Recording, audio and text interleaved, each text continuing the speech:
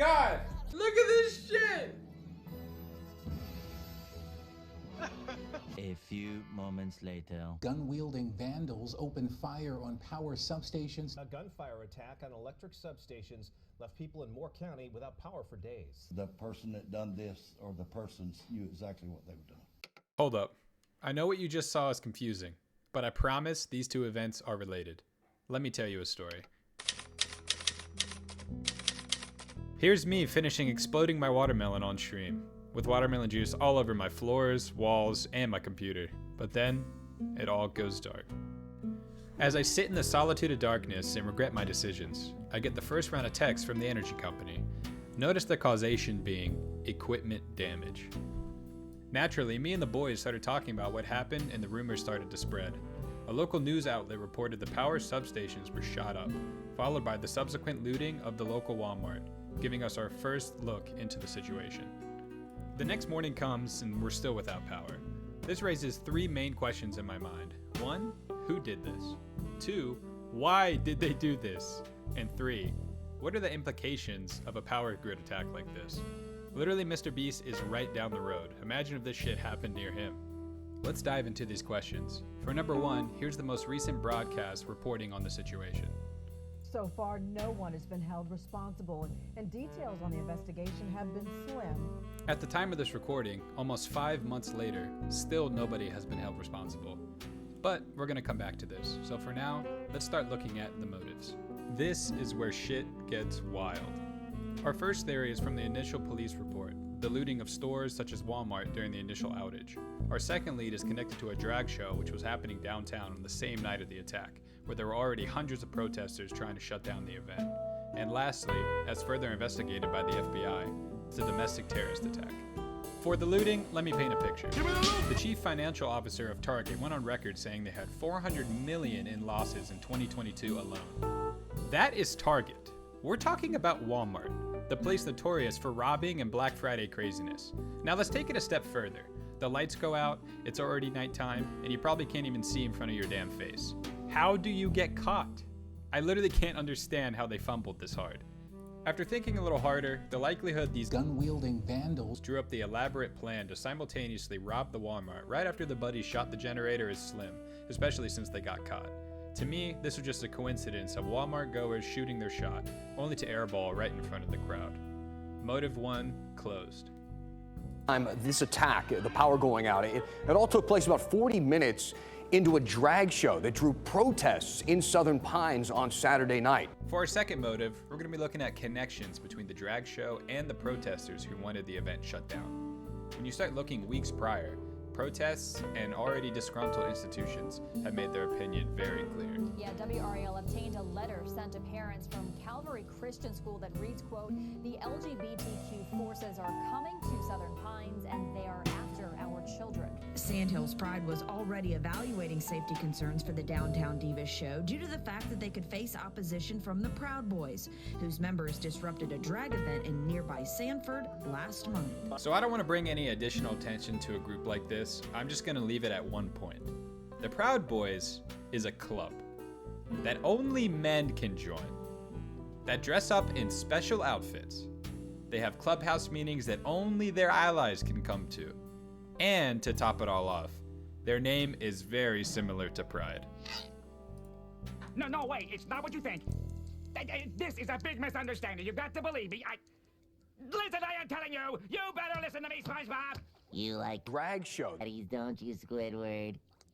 Yes! Yes! I admit it, SpongeBob! I love Drag show. Jokes aside, surely not all the protesters were affiliated with the group, but they probably share some similar ideals. Maybe they were just angry that they weren't able to get their own tickets and wanted to take out that anger. However, the consistent backlash against this particular event certainly carries more legitimacy than our previous motive, leaving motive 2 open. Also, I just want to say I'm glad that nobody got hurt in all this and that the event was still able to go on. Although, if you look at the footage, it's pretty damn funny because the lights are out and they just have like their flashlights on, like a little concert thing. I mean, it's cool, but it's just really funny how it happened. Now with our final motive, domestic terrorism. I understand that this is the most broad and all-encompassing, especially when the first two motives can fall directly under it. But I wanted to see if the FBI had publicly stated any additional info they gathered. This is all I could find. This motive has to stay open for now, but we will surely revisit after I conduct my field investigation. After the attack happened, I really thought about all the second and third layer effects. First off, this isn't exactly uncommon across the US, but I have never heard of anything like this until it happened to me. This also isn't a snowstorm or a hurricane. You don't know it's coming, and you really can't do anything to prepare, so when it happens, you have what you have. Secondly, everything, and I mean everything, is without power, and for us, it was in December. Want to go get gas to get to work or keep warm? The gas station's down. Wait, how can you even go to work if the kids can't even go to school? Who's gonna watch them? Well, looks like you're not going to work this week. All that food in the freezer? Yeah, I'll say it's probably got about 2 days. No more hot showers, your phone battery's slowly going away, and now you're running out of food. All of these things seem like 21st century problems, but when you factor in that a quarter of the population impacted is 65 and up, lives become endangered. Lastly, there's really no way that we could prevent future attacks like this. Security cam presence is good for deterrence and maybe identification, but people do dumb shit knowing that they're on camera all the time. I get especially angry when I'm wondering if the person who did this lives in the county and knocked out their own power. I just can't wrap my head around this. So, with no clear answers to my questions, looks like I'm gonna have to take to the streets and find out myself. Hey, somebody broke my damn mic. Can I get a new mic, please?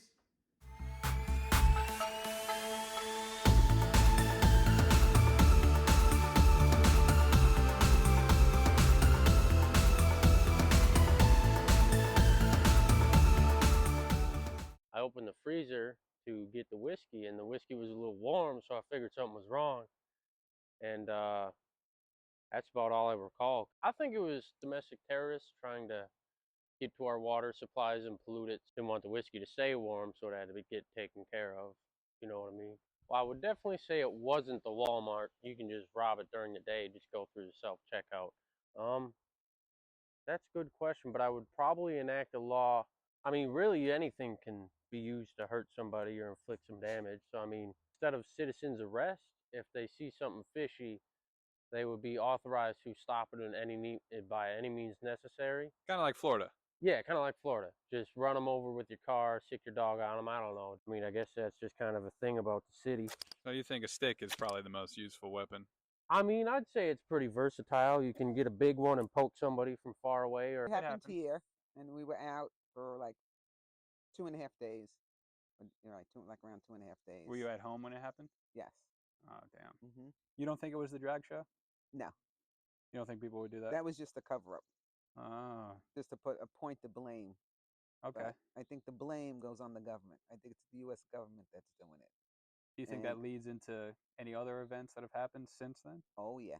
Okay. Train derailments, chicken farms burning, of course, the power grid.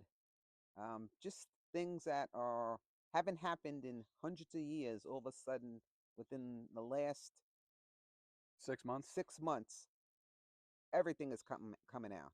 I never seen it. This is your tweet. Well, I never seen that tweet. It's right here, black and white. This is your tweet. Well, I'll have to have a look at it. You know, I don't think it would go that far. But this is what they're drudging stuff up. They're like people like, yeah, and start fighting, And what they want to do is everyone to fight against each other. And the government will say, that's it. They take control. Those protests are fake. They're paid. They're paid actors, put it that way. Spy balloons? It's not a spy balloon. Really? It's not from China, but they said it was from China. I think it's the government. It's fear-mongering. They're fear-mongering everybody in New York. Yeah. Yeah, I mean, like I said, New York City, when we vote, it doesn't matter because we always lose. Because there's too many, you got the United Nations in New York City. Something's happening and something's going to happen. And they're trying to basically control everybody. You think the local government, local police forces, anything had anything to do with it? I think they just had no idea? I don't think so. You think they're victims as well? I would say so. The chicken farms burned down and stuff. Mm-hmm. Is there going to be like, people, killing for food? is there going to be a food shortage? They're scaring Mm. people. All right, I think 2 interviews is enough, especially after what we just witnessed. I learned nothing. I am utterly defeated, way worse than I was back on the night of December 3rd. I'm now reflecting on why this video is being made, and it's really sort of an ego thing, right? Scrubbing watermelon juice off my floor in the dark was one of the saddest moments of my life, and I think that's what pushed me to do this, is to figure out who I could be upset with, because I've just been upset with myself since December. So now let's take a look back at that equation, and let me give you the real answer. You remember this equation, right? Watermelon plus gun-wielding vandals shooting up the power grid equals what? It's disappointment. That's what it's been from the very beginning. Thank you everybody for joining me on this wild ride. I promise that I am now just as confused as you are, but I hope you enjoyed your stay. Goodbye.